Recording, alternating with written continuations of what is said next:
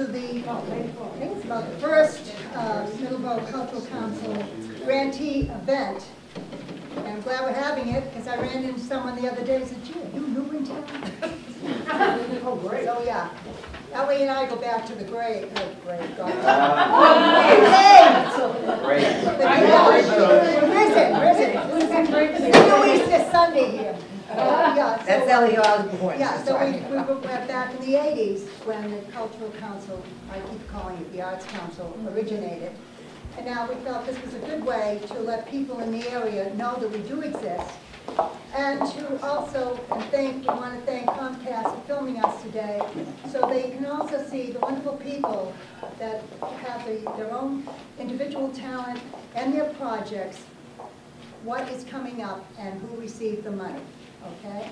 So on that note, I am going to bring out also 3 lovely ladies today, who, Lorna Brunel from the Burtwood School couldn't be here today, but she sent us a lovely package of free beauties. Yeah, we're going to have Miss Lakeville, or Becky, Kelsey Beth, keep thinking Becky here, and Miss South Coast. That's, come right over here, sweetheart. I can't see you behind the table. That's Marissa, right? Yes, Marissa. And then we have Miss Easton, Massachusetts, and that's Cara Lemire. Cara, see, the mind is gone. So they are going to give you, and the operative word today, folks, is brief. Anyway, they are going to start and show you how. They're going to give a brief summation of how the arts influence their lives. And we're going to start off with Miss Lakeville first. And then Ellie DeAngelis. The other Ellie. Thank you very much. Ellie DeAngelis will then bring to the floor Claire. Wait. Barbara Claire. Cole. Thank you. And Barbara. I was going to introduce them later. That's what she's going to do. Okay, without further ado, take it, Ms. Okay, Lakeville. yes, sure. Thanks again, you guys, for having us here today. We're excited to learn more about what you all do, and we just want you to know that we support the arts, love the arts, especially, I guess I'll just talk a little bit about me first, is I'm a pianist, and I've been classically trained for about 13 years now, so that's the main way that I'm able to express myself and give back to the community through arts. I'm especially able to do that through another one of my passions, which is the elderly. I've been able to play in nursing homes, Christmas carol with them, so I sing a little bit, even though I'm a little bit tone deaf, but you know, they're able to sing over me. And I just think the arts are a great way for us to be able to get together, to unify. I feel like music therapy is such a great thing. Especially with the elderly. When I've been to some nursing homes to Christmas Carol, a couple of years ago, a man got up and went over to the piano, and he's like, "Step aside, I'm gonna lead." And he was a composer, and so he started leading us in Christmas carols, and it was just such a joy for me to see that he could engage with youth, he could engage with us, and still be able to have joy and to be a blessing to us too, even in his older age. So. So yes, that's, I guess, the main way I'm able to express myself, and especially after a long day of studying, I can just go to the piano and play, so it helps me too. So yeah, again, thank you guys for doing what you do, supporting the arts. It's a great thing, and yeah, take it over to Melissa. Hi everyone, I'm Marissa Laurel. I'm Miss South Coast. My sash has not come in the mail yet, so I apologize. I'm from South Dartmouth, Massachusetts. I graduated last year from Providence College with a political science major. The arts in particular have a special place in my heart. I spoke Portuguese before I spoke English, actually, so learning how to dance for me was a way of how I would bond with others my age, and we would all just come together and express ourselves. And I've been a dancer for 17 years, and I've also had 9 years of classical piano training, and that is my talent for the Miss Massachusetts pageant, which is where we'll all be competing. But my platform, like I said, is cultural diversity.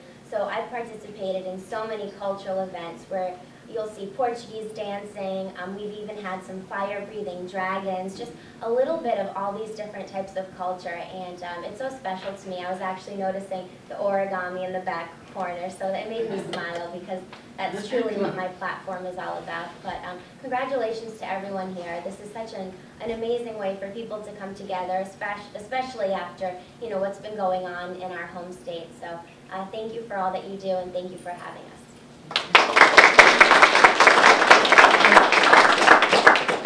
Hi everyone, good afternoon. My name is Kara Lemire and I'm Miss Eastern Massachusetts. And the arts have played a huge role in my life. When I was younger and I was first starting out at my elementary school, I was a little nervous like some little kids are. And I jumped right into theater actually and performing. And you would probably think that's a little counterintuitive to jump into something that might make you a little nervous. But I'm so glad that I did because theater has just been incredible and I've learned so much from it. I've been so engrossed when I'm on stage that all anxiety or anything completely dissipates. And now actually my theater training sort of segued into something else. I'm a literary arts major at Brown University and I'll be graduating this May, which is exciting but also a little scary. But I actually first got into playwriting because I was an actress for so long. And basically I respond to times of crises by participating in the arts. This past week was very difficult for everyone in Massachusetts, very upsetting. For me, I made soap. I like to do a lot of arts and crafts as well as perform, and I made soap and I sold that soap to benefit the victims of the Boston Marathon. And what's funny is that when I was younger and around 11 years old, this is just a natural inclination for me. After something terrible happens, the first thing I turn to is the arts. And when I was 11, and it was after September 11th, I made paper American flags and sold them, and the proceeds also went to the victims of 9/11. So the arts is just a creative outlet for me. And I'm so thankful to be here. I'm so thankful that we're all here in support of the arts, and thank you so much for having me. Thank you, ladies. We're delighted to have you here. Thank you So much. And we're going to continue with the program. I'm going to introduce our co-chairs of the Middleborough Cultural Council, who will hand out certificates to our recipients. And we have Claire Cole and Barbara Chadwick.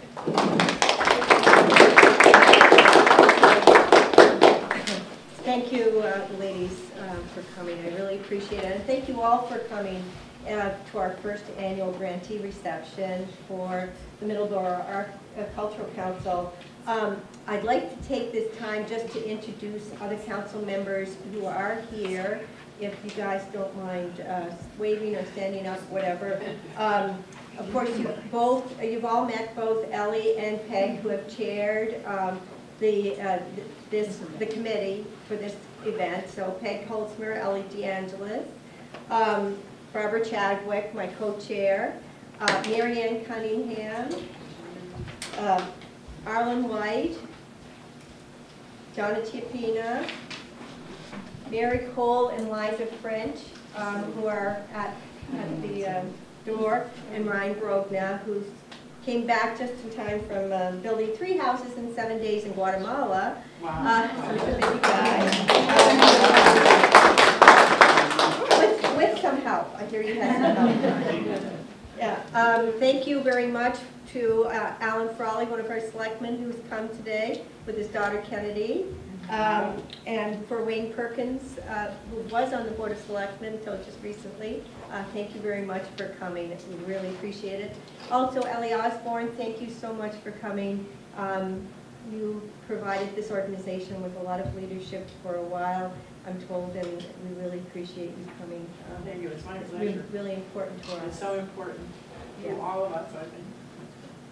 Okay. I want to say to Marie Nelson, I just wanted to say a word about Marie because she was one of the people at the beginning, and Richard Nelson was our director of music for many, many years here at Middleborough, and Marie was also a great part. We had the first year, we had the Boston Symphony first trumpeter Ross Medvig at the high school for a beautiful concert. And it's just so wonderful that you're continuing. I can't say how wonderful it is. It's just great. Thank you for inviting me. That's one of the things that we're very encouraged about is we have participation of Liza and Mary from the high school, so we feel like if we can network out to the community and let the community know that we're interested in bringing the arts to all levels of the community and giving opportunity to the arts at all levels of the community, it's very important to the work of the Cultural Council. Okay, so we'll get along with our program.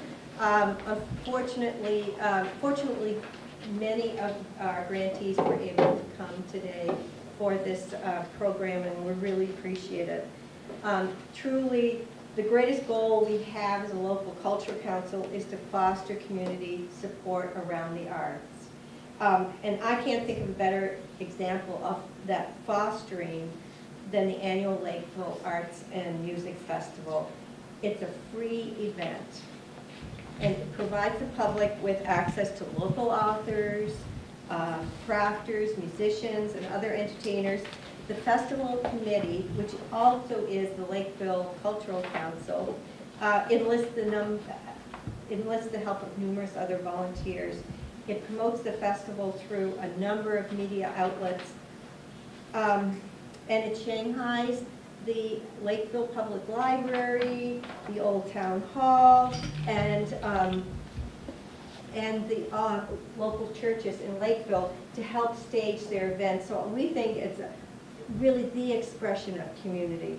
The festival committee doesn't restrict its volunteers to Lakeville, and so it casts its web into Middleborough, and that's why we felt it was so appropriate for us to fund this program.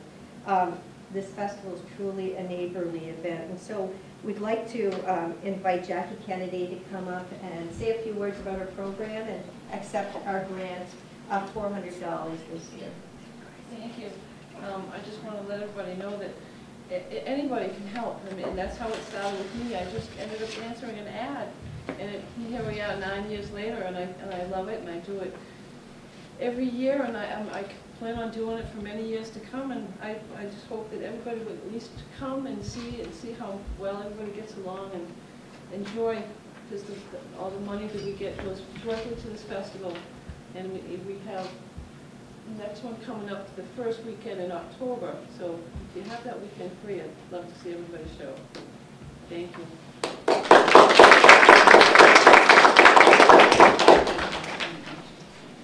So the Soul Homestead Education Center, we feel, is a jewel here in Middleborough. It's situated in an idyllic setting.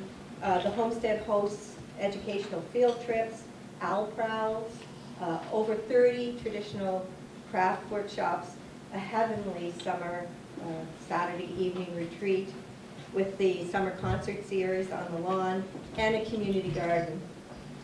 And if you want to see a sheep shorn, you can head out to the Soul Homestead and just May 11th in a couple weeks, and take that opportunity also to add to your perennial garden.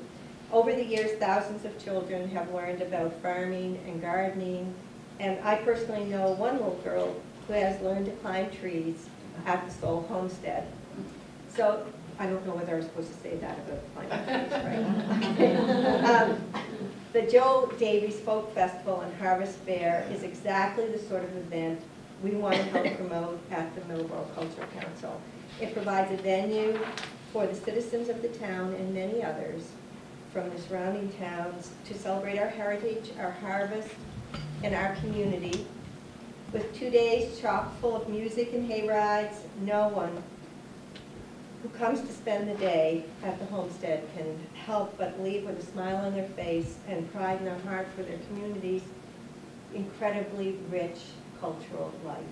And we'd like to have Frank Albany, who's the executive director at the Soul Homestead, come up and accept the grant that we granted, $1,280 for the homestead.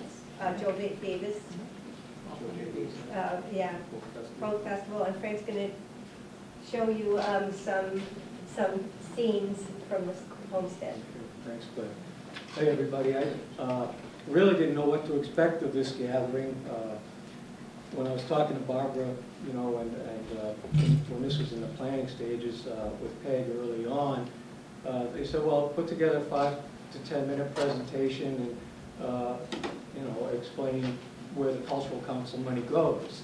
So yesterday I put some pictures together just to give people that may not know, and I'm sure most of you in this room know, what the Harvest Fair and the Joe Davies Folk Festival is all about. It's kind of a funny event in that the folk festival part is really kind of separate from the Harvest Fair. We have people that come just for the music and other people who could care less about the music.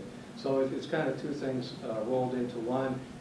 There is a lot of overlap, but again, you know, not everyone's interested in participating in both things. So I'm going to blast through a bunch of slides here really quickly. But before I do, as Claire mentioned, thousands of children have come to the farm. Our primary endeavor is school field trips.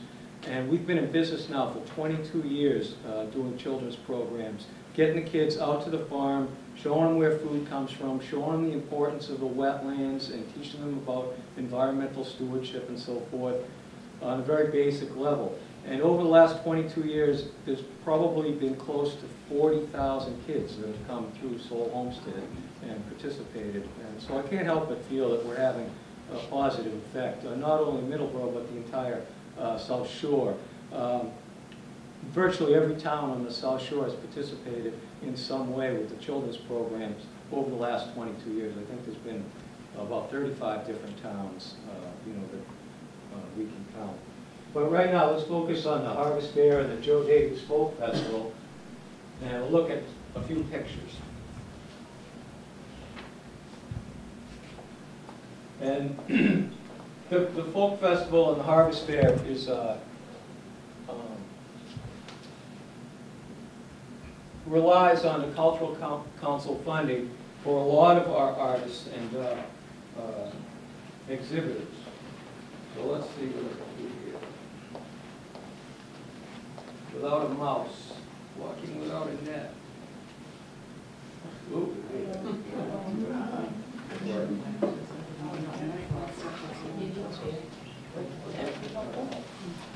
I got one right here.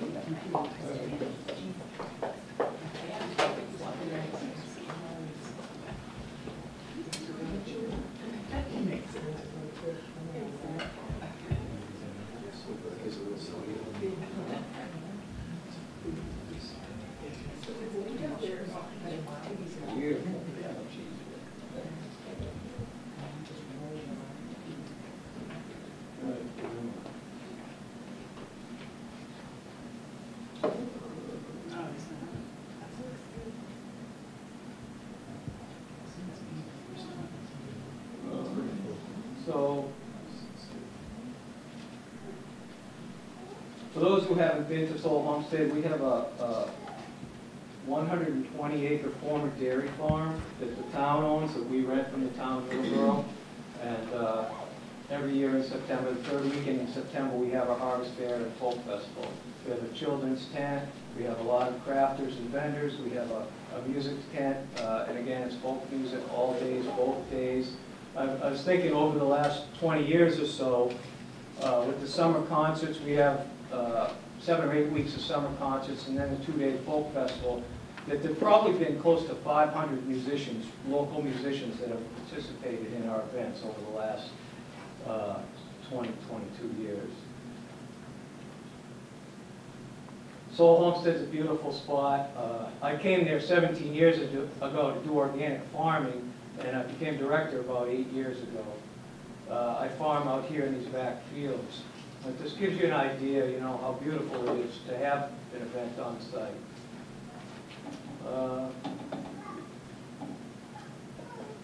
Again, the owl prowls were mentioned.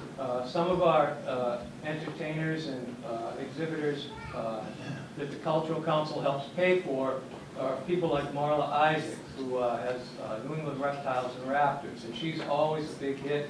We don't tend to seek out new people, if it isn't broke, if it ain't broke, don't fix it. So Marla is always a big hit, as are the other people that we have, and they've been coming pretty much, as long as I've been there. We've had Marla, we've had Marla's license to keep these birds of prey and rehab some of these beautiful creatures, and she's just phenomenal with kids and public in general, just a wealth of information. Dale Perkins every year does a trick horse show for us. And Dale's a wonderful entertainer and educator as well. He used to be the director of Overlook Farm in Rutland, Mass., the heifer project farm out there. And Dale's thing is, again, getting young people involved, and he's all about farming. He's done horse-drawn plowing demonstrations for us. But the horse show is really a highlight of the event. We have South Coast Historical Society every year puts on a different demonstration. This year it was the Pirates demonstration, but Dave is a wealth of knowledge, colonial history and so forth. He's got all kinds of artifacts, and he's probably been there for the last 10 years that I can recall. Randy Julius, East Bridgewater native, rhythm guitar player for Dale and the Duds, is just a wealth of knowledge about Indian artifacts. He's got quite a collection. Randy's an amazing visual artist as well, and he does duck stamps for Ducks Unlimited. Just wonderful paintings. But here he is explaining some of the equipment and traditions of native cultures. And Randy, again, Randy's been there for years. Along with the paid exhibitors, we have people like Mary Guidaboni. Mary and Don Guidaboni sold the farm to the town of Middleborough 25 years ago now. And Mary and Don have been there ever since. Mary does rug braiding and offers three-part workshops every year. Donald has cut the grass for us now since he sold the farm. Donald's roots go deep there. He inherited the farm from his dad. He grew up either on the property or across the street, and they both contribute so much. It's hard to, really, in a few words, say all that they do for the farm. And Soul Homestead is a totally volunteer-driven organization. Myself and 2 other part-time staff couldn't do any of this without the help of hundreds of volunteers. Barbara is one of them. Jeff Stevens is former board of directors president, and so many other well-known faces in town help to keep this place going. We have a group of women led by Judy Roll, Louise Paola, Maureen Cunningham, who does these beautiful quilts. Pretty much every month there's a quilting workshop at the farm that's displayed during the Harvest Fair. So the Harvest Fair is not only about the paid exhibitors, and it's also about giving people a chance to show their rural crafts. And here's Barbara right here with a spinning wheel doing her Spinners with Soul group is always there at Sheep Day and at Harvest Fair. And then we get into some of the paid, one last artist. This is my friend from Manamet, Rick Murphy, wonderful landscape painter. And Rick is usually on site for both Sheep Day and Harvest Fair, just doing some landscape painting, talking to people and so forth. But it's a beautiful place, obviously, to do that kind of thing. So we get into the Joe Davies Folk Festival. Again, we've probably seen, just with the Folk Festival, somewhere about maybe 350 artists over the last 22 years. This is Danielle Moralia. She lives in Somerville. She's been very popular in the coffee house scene in the last few years, very good blues player. You may know Michael Troy. I think Michael's from Fairhaven, very well known in New England. sings a lot of songs about life on the fishing boats and life in New Bedford and Fairhaven. Great local performer. From Taunton, Mike Higgins, wonderful blues player. I don't know if you guys are familiar with some of these people, but again, this money goes to support regional artists. Ryan Fitzsimmons and Matt Farello. I think Ryan's from the Bedford area, and Matt might be from Dartmouth or Rehoboth. So we get a lot of local players, at the Harvest Fair and at the summer concerts. But the main thing is, just like our educational programs, the Harvest Fair is a chance to get the family out there and let the kids have some fun, and hopefully it can continue with the help of all our volunteers and our friends, for many years to come. So I want to thank the Cultural Council, for their help for all these years, and wish everybody the best of luck. Thank you very much.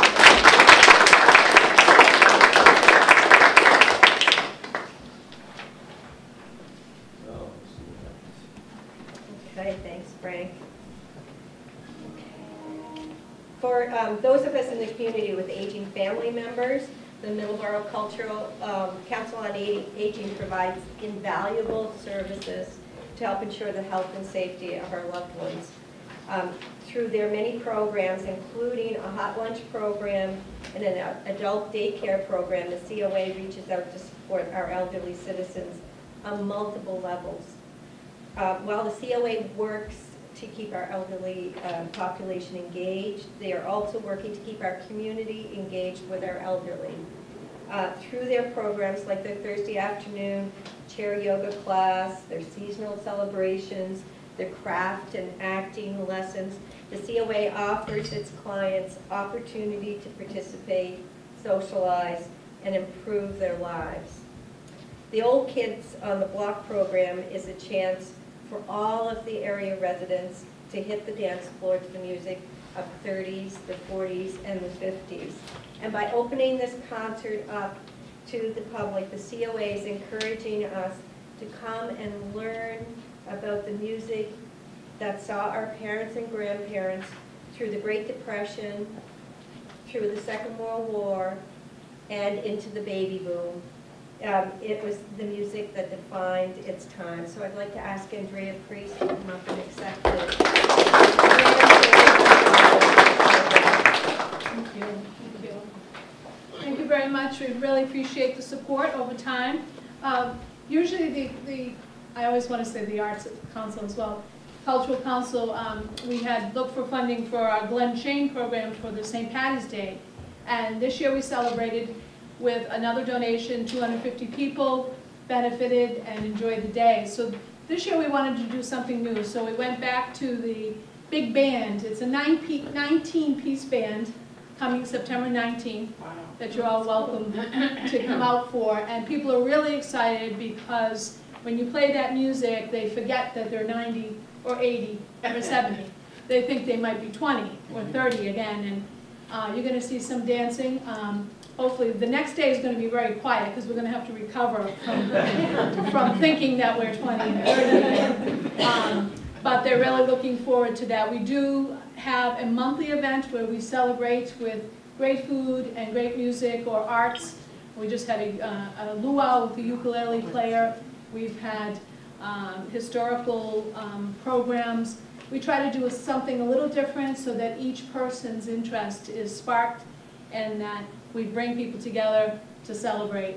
The luau was the day after the marathon, and I thought we would have to cancel, and people showed up and said we needed that to lift our spirits, to bring us together in our community, in safety, and in togetherness. So we serve many levels. I have newsletters over here. You're welcome to take one. If you're not on our what's that called, mailing list, high-tech mailing list, please call us. We also have a town website, and we have a homepage on the website. We're also on Facebook. We're learning to come into the new century. So we have a Facebook page, so you can get on there and see what we're doing and like us and all that other stuff. So We provide 27,000 meals last year to the town of Middleborough. We provided 20,000 rides within Middleborough and out of town for medical appointments. So we're a vital, vital service. We have over 100 volunteers, 2 of them, 3 of them, 4 of them here, 5 of them. More than that, I'm looking around now, I see. We really depend on our volunteers. The Friends is sponsoring, I see some of the Friends out here, sponsoring a pancake breakfast that they have for several years for us. So we invite you on May 5th, got to get that date right, if I'm going to invite you. 4th. You know, it's it's just that one day different every year, right? May 4th, it's in the newsletter. Saturday, 8 to 11 at the Council on Aging, a nice fundraiser, we thank the Middleborough Friends. If you're looking to volunteer and you're not at one of these other great places, come down and see us at the Council on Aging. We appreciate the money and the support, and we hope to see you September 19th for Old Kids on the Block.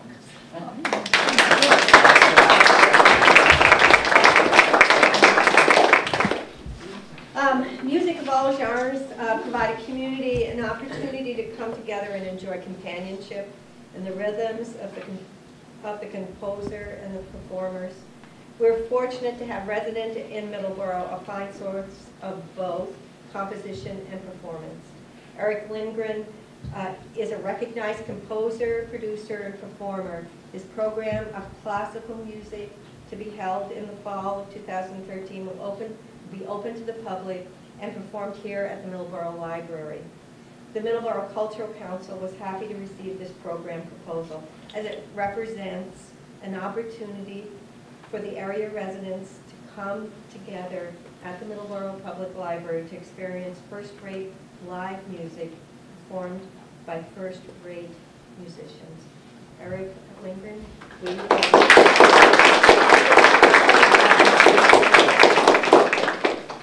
Thank you very much for coming today.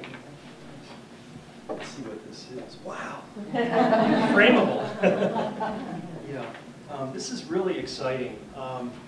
I think my first application to the Cultural Council, or as we call it, the Arts Council, was about 20 years ago in 1993.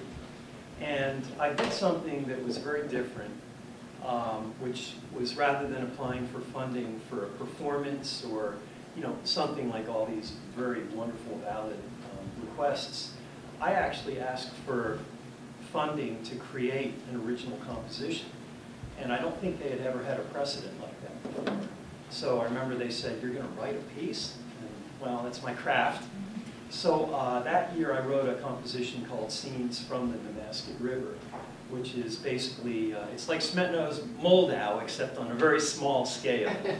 And I remember I had accompanying visuals, too, and did a very ambitious program at the Black and White Theater where I had projected visuals with live chamber music, what I was working on in the mid-90s. Since then, I've applied many years. A lot of the funding, when I've applied for an original composition, like a string quartet, or I had done some extreme arrangements of African-American spirituals, which later turned into a CD, and last year turned into an orchestral piece that was performed by the Georgia Symphony Orchestra. So it's been a lot of good seed money, and I've taken that money and usually I've booked residencies up in Canada. There's a great place called the Banff Center. And even though I live in a small, quiet, idyllic town, it's great to get away and just focus. So some of that funding has gone towards that. But also recently I've applied for funding to put on concerts. And the library is just a fantastic place working with Danielle. So this coming fall, I'll be doing another chamber concert. And last year I had gotten on the board of the Brockton Symphony Orchestra, which is a fabulous organization. I felt a kinship, and I love their mission statement and their outreach and everything. So the last 2 years I've been working with members from the Brockton Symphony Orchestra. And it's neat because we've been kind of marketing it as Eric Lindgren with friends from the Brockton Symphony.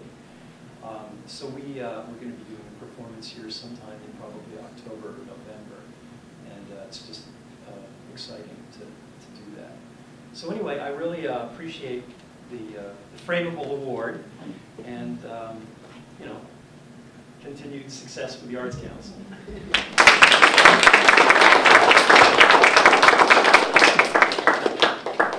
Thank you, Eric. When I met my husband, who's native to Middleborough, he told me about Mr. and Mrs. Tom Thumb. Until that time, I thought that the diminutive couple was a fiction. Who would believe that a little girl, in every respect, from Middleborough, would grow up to tour the world with a circus, entertain kings, queens, and presidents, and marry a general, bring him home to retire in Middleborough? That sounds like fiction, doesn't it? But if you go upstairs, here at the Middleborough Public Library, you can see the magnificent portraits of that grand Victorian era couple. The Middleborough Cultural Council was delighted to sponsor the Middleborough Historic Association's celebration of the 150th anniversary of Mr. and Mrs. Tom Thumb. The Cultural Council believes that calling attention to this couple's association with the Middleborough area will also serve to call attention to this area's important role in the development of the nation and important cultural trends.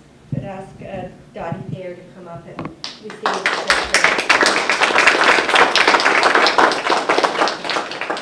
the grant was $653 because we know the Historical Association doesn't mind odd numbers. Thank you very much. You're welcome. I'll just take a moment of your time to explain just quickly that the Middleborough, first I should say thank you very much for this lovely reception today and inviting us. The Middleborough Historical Association was founded in 1922. We're a private, non-profit organization that encourages the exploration and appreciation of the history of Middleborough and the local community. We collect, preserve, research, and exhibit objects that relate to the town and its residents. MHA, as we're often known, achieves this mission through its 7-building museum. It's located across the road, behind the police station, and the 7 buildings consist of 2 1820 mill houses, a blacksmith shop, a law office, a whistle house, a carriage house, and a necessary, fancy word for outhouse, which is currently being restored, I might add.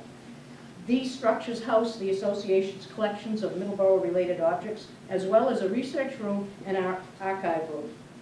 The museum staff is strictly volunteers. No one is paid for the Middleborough Historical Association staff. That's one way we fulfill our mission. The other way is to provide educational programs to the public. And some of these programs have been financed, thank you very much, by the Middleborough Cultural Council. And we certainly appreciate that support. The programs, which, I don't get too many papers here, were put together just quickly in a binder through the years starting back in 1998, not every year, but occasionally. We have been requesting partial funding for our various programs. We started out with a Civil War reenactment and a Ladies Society tea. We did it again the following year in 1999. And then we continued through the years with a variety of different types of programs. And these are just some of those. We tried an American Revolutionary encampment. We didn't want to just think we liked the Civil War. Okay. Then we went into the golden age of radio and had a program that came to reminisce about the past. And it was kind of a neat program to watch the older members and residents from the town. Oh, they were wonderful to remember. And the younger ones were saying, what was that? So both of the reactions were fun to watch. Then we went on to our ice cream social that we have each summer in July. Please watch our website. We have a website. Thanks to some of our more younger members, brought us into the modern world. We've had like the Toe Jam Puppet Band come to our ice cream social. Again, they enjoyed Mr. Simmons so well that we had him come back and do a golden age of television. At least that. More of us remember the television programs of the past. And then again, our ice cream social, a different form. Many of the entertainments are for the children, and we had a lady come with her puppets. Then we also do some speakers that write historical works of interest. We had a pirates program that we had done.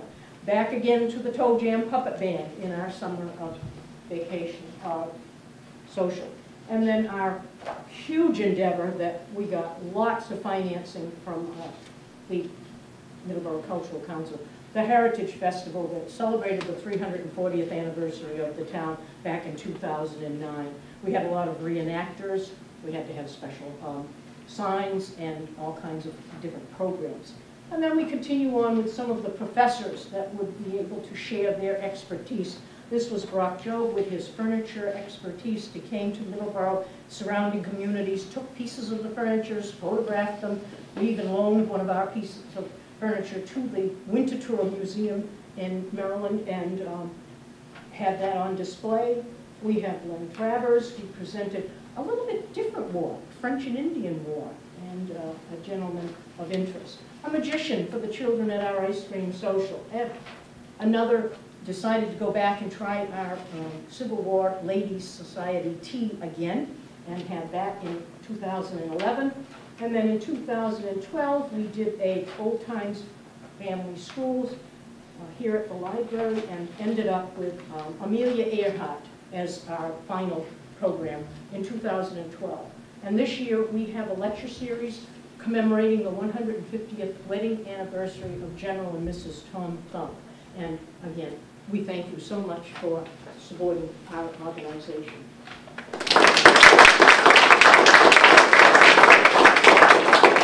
Thank you, Dottie. The Welcome to the Graveyard event was actually presented just a couple weeks ago here at the Middleborough Public Library, and I hear it was a rockin' event. No pun intended. Actually, pun intended. Often it is in community sacred places that we find the best examples of the art and history of the area. The graveyards of Middleborough date back to the 17th century, and the Friends of the Middleborough Cemetery's mission is to promote improved awareness of the history and care of the Middleborough cemeteries. These friends organized the Gravestone Girls event to educate interested members of the community in historical and artistic significance of the local cemeteries. As a cultural council, we were intrigued. We knew that the Friends had a passion for preserving our cemeteries, but would they be able to engage the public?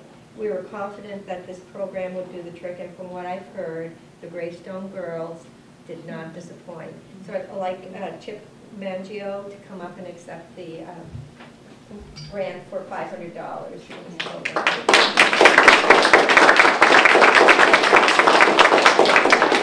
We've already spent the money, and the money was pretty well received. The room that you are looking at right now was filled to capacity. There were over 120 people from all over the town of Middleborough and a whole bunch of neighboring towns. We used every single resource that we could think of to get people to come to the event. We had no idea how many people would come. We weren't disappointed at all. What we have over here is just a little bit of the variety of things that we as a group have worked on in the last 2 years. We have a display from our Crazy Days booth. We'll be there again this year. We have examples of some of the books we're doing for research. It's ongoing. We have a computer showing the website, the Google page, the Facebook page. We have magnets. We have flyers there, which everybody should bring home. The flyers will spell out how you can help. These are our cemeteries. These are an excellent way of honoring our mothers and fathers. We have a lot of passion for it. We were very happy to bring the Gravestone Girls here to you. Consider it Cemeteries 101. Granted, most people weren't able to see the Gravestone Girls this week, but they will be broadcast on cable all this week. So if you look on our website, friendsofmiddleboroughcemeteries.org, Middleborough spelled the old-fashioned way, O-U-G-H, you'll see a schedule of the air times. So you'll be able to have the Gravestone Girls in your house. The Gravestone Girls make a point of referring to cemeteries as outdoor museums. If you watch the video this week, you'll see why. Thank you very much.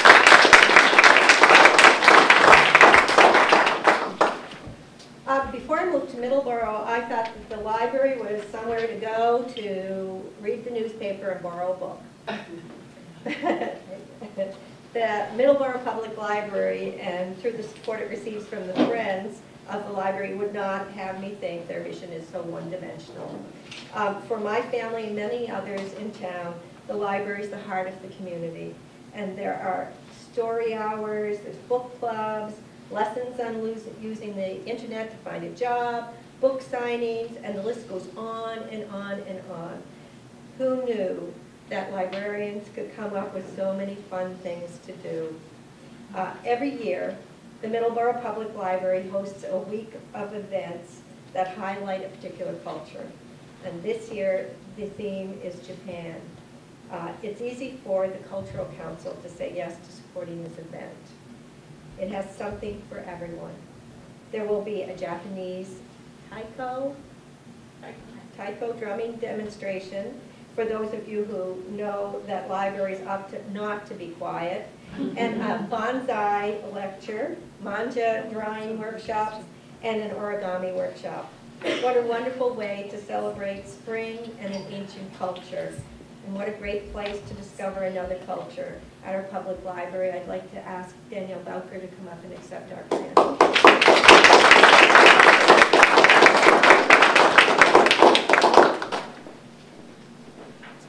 Thank you. I have brought with me Marilyn Thayer, as Marilyn is an integral part of the Japanese Cultural Festival because she is an origami expert. So she's going to be teaching the origami program on Saturday afternoon.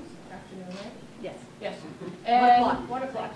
Schedule is in the back, so grab one when you go out. We've tried this for a couple of years, and people keep saying, well, why are you having Japanese here in the library? And our goal was a few years back to bring things outside of the Middleborough borders into town for people to, and so we started out with an Irish festival, then we had south of the border, and this year we're doing Japanese.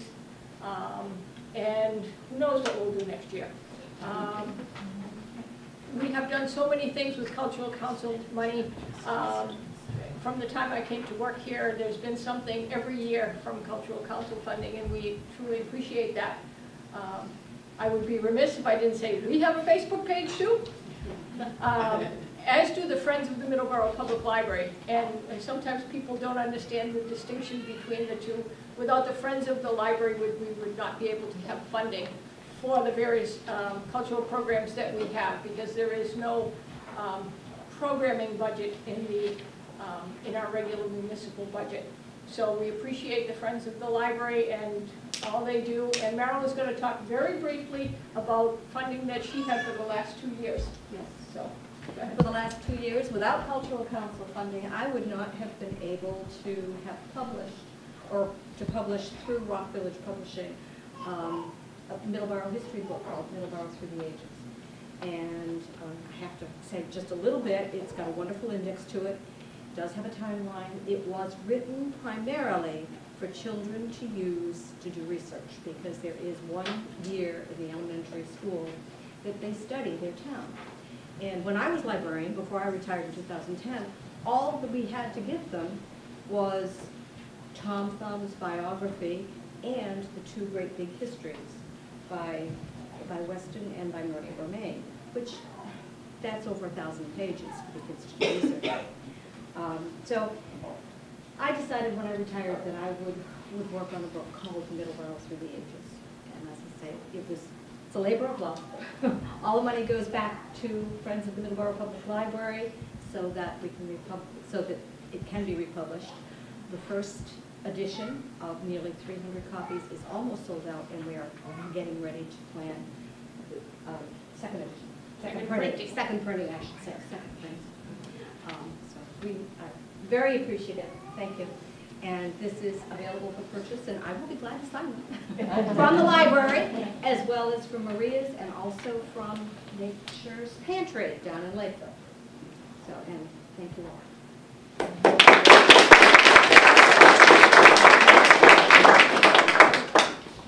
So we get to do lots of fun things and look at lots of fun programs. So if anybody wants to volunteer with the Cultural Council, let us know. And I think we have a Facebook page too, I think. That's what Peg told me. So last year for Mother's Day, my family agreed to to take me to whatever museum I wanted to go to and vowed that they would not complain. So I asked that they accompany me to the Fuller Craft Museum, located just off 24 in Brockton on the edge of a beautiful park. The museum fit into my Mother's Day plans perfectly. And what my family didn't know was that it would leave them inspired, entertained, and enthused. It was wonderful. The Fuller Craft Museum presented the Middleborough Cultural Council with 2 proposals that we felt would draw residents of Middleborough to the museum and make lifelong visitors to the museum as a result of their interesting programs. Zantada introduces people to the museum through music, poetry, and theater, and engaging visitors to form a social bond through their experience. Specifically, Zantada program explores the rich, warm culture of the Cape Verdean people. The other program that we're funding is the Art Kitchen Cafe program, which offers poetry workshops, featured poets, an open mic for area poets to present their work and give feedback for their ideas. The Art Kitchen Cafe also hosts artists networking events on the first Thursday of every month, and I encourage you to take a look at their extensive calendar of events. I promise that you'll find something that will draw you in, and we have Titi Ngueno Renya, sorry, to accept the grants.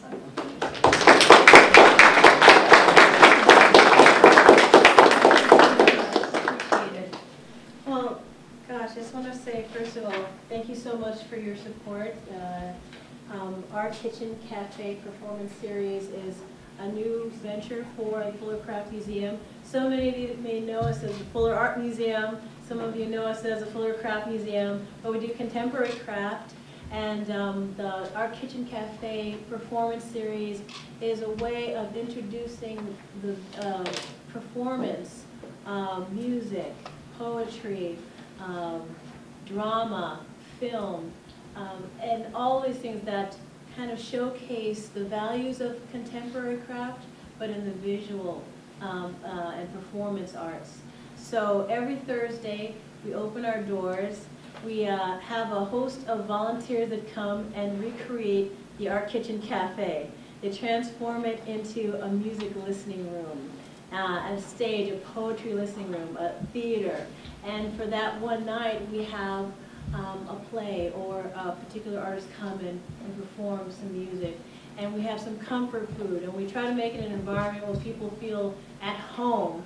And we try to get people to learn about the museum, to build the audience by coming in through a different door. You know, a lot of us know, a lot of people know us for our artwork or visual arts, but we also like to try to build the audience by getting to know Fuller Craft through a different medium. I just want to point out a couple of things. We have about 44 performances throughout the season, and we also have some on Saturdays and on the occasional Sunday. I brought a few of our flyers. This is the series from winter and spring for 2013, and we have a lot of artists. We pick our artists from the area, from Brockton, from surrounding towns, Plymouth, Taunton, and Sharon.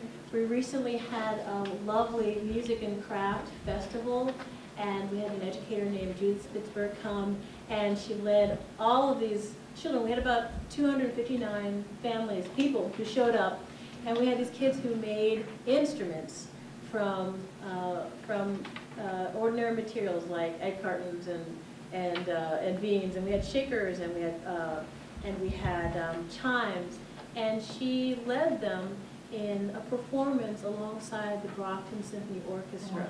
And it was an amazing day for me. I learned a lot from her. I learned a lot from the Brockton Symphony Orchestra.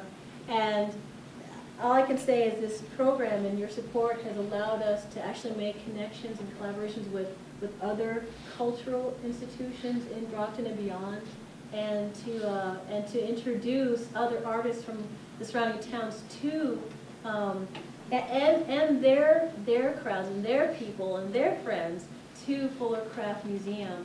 and it's just been a wonderful experience. I do want to say a little bit about Shintada. Shintada is, well, I'll read you the definition. Jose Montero, who is the director of Movimiento Chocante, is one of our partners now, and your funding has allowed this partnership. Shintada is a Creole word meaning seeding. These Shintada programs are an avenue to educate people and share music and enjoy good conversation. The art travels through everyone. The event itself is an art form. He could not make it here today, but his goal in presenting Shintada was to provide an environment where people view the art, but also then get to talk to each other. You know, a lot of times we see things, but we don't necessarily get to share our reactions with each other and our insights and questions. So in doing so, he strives to build community, and that's something that we really wanted to embrace at Fuller Craft Museum, that building of community. So, thank you.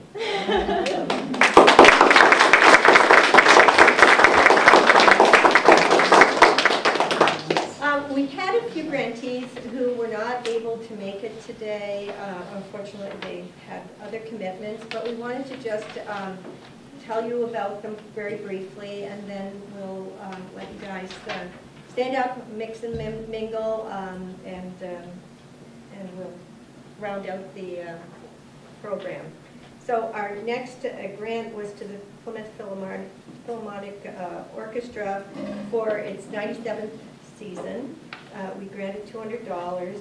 And if you've ever been to downtown Plymouth on the evening when the Plymouth Phil is about to perform, you'll notice an extra excitement in the air. The whole area seems to buzz with anticipation, and that is what live music does for a community. It excites. It brings with it an atmosphere of celebration, and the Phil inspires, engages, and entertains. The Phil brings world-class music to our backyard, and we know that the Phil definitely draws many Middleborough residents into its audience. And we're pleased to support such a world-class organization for the benefit of our neighbors. The Unconservatory Cranberry Coast Concert Series we granted $400 to. The Middleborough is fortunate to have several performance spaces open to artists who want venues for their work. There's the public library, the town hall auditorium, the Birtwood School and Alley Theater, but there's also several churches whose doors are open to hosting performances for the general public. The churches in Middleborough work together to draw attention to the local music guild, coordinating on 2 concerts a year of celebratory music performed to raise funds for music scholarship. The churches have in the past hosted coffee houses, sacred and secular music concerts, and our next grantee has performed at one of our local churches for the general public, and the Cultural Council was happy to lend its support to the Unconservatory's Cranberry Coast Concerts 2013 season. The Unconservatory's production of piano and choral music adds a deeper dimension to the music program sponsored by the Middleborough Cultural Council, this grant cycle. We are excited to help make this opportunity possible for the area residents and urge you all to keep this concert on your list of must-be-at events in 2013. The Pilgrim Hall Museum. We granted to the Pilgrim Hall Museum $100 for the treasure hunts. At the Middleborough Cultural Council, we feel privileged each year to conduct a treasure hunt for the best cultural offerings and support for our residents. And sometimes these treasure hunts lead us to neighboring communities, as in the case of our support for the educational mission of the Pilgrim Society and Pilgrim Hall Museum in Plymouth, Mass. The Pilgrim Hall's mission is to tell the story of the early English settlers in this area and their relationship with their Native American hosts. The museum encourages young visitors to explore its collection through its treasure hunt program. This interactive approach makes the visit to the museum interesting and fun, engaging young visitors' imaginations. Lastly, the Taunton Art Association received a grant of $200. And what is art without an audience or a venue to host that audience? The Taunton Art Association provides area artists with opportunities to share their work, develop their skills, and meet other area artists. Great art grows out of great collaboration.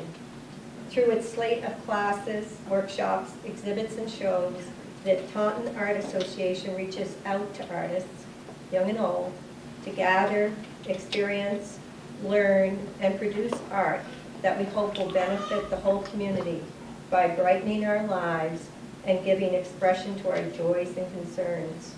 We would like to thank the Taunton Art Association for giving us the opportunity to support them in their mission. That's our full slate of grantees for this year.